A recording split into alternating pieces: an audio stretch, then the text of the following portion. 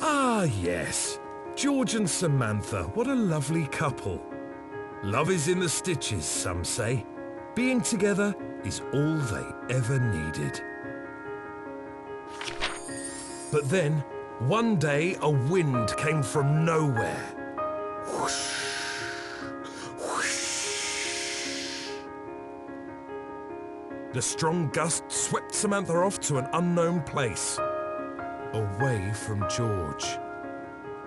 She was gone. George was heartbroken. Crying for his beloved, he heard a voice from above. "The time has come to prove your love, George." "Who are you?" George asked. "Where's Samantha?" "This is the beginning of your story, George," the voice said. "You must find a way to complete it." Suddenly, George was sucked away.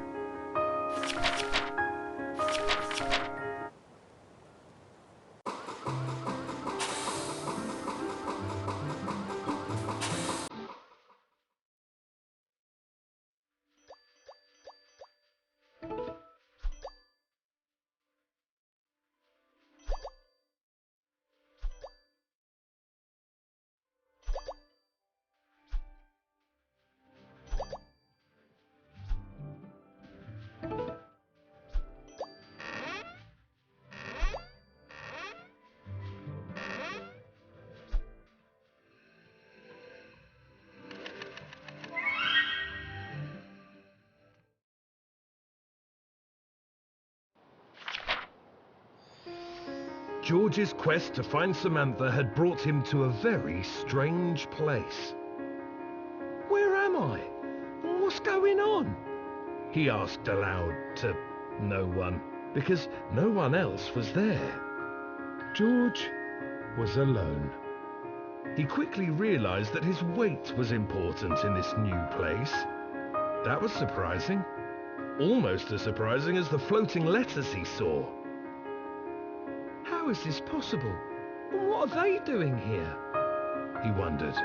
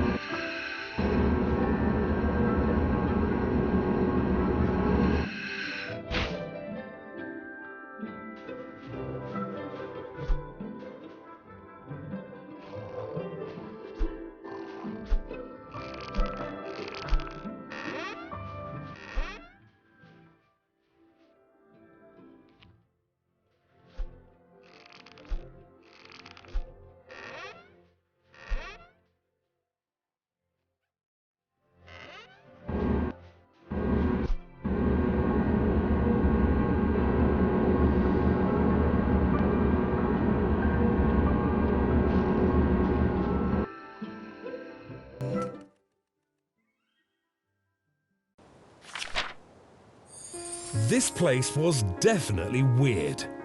George noticed a tightly wound ball of blue thread hanging over his head. It reminded him of his childhood for some yarn reason. He reached up to get a closer look, and bang! Suddenly, he was blue and bigger.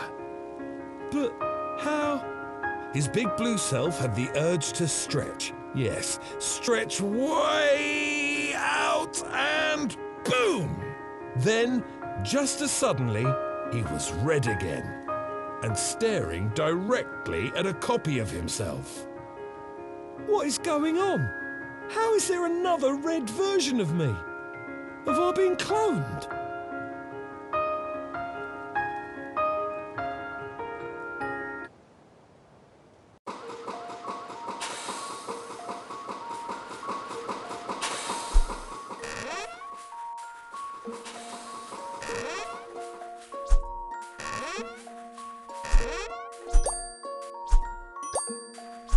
George weighs as much as a small piece of cloth, about 100 grams.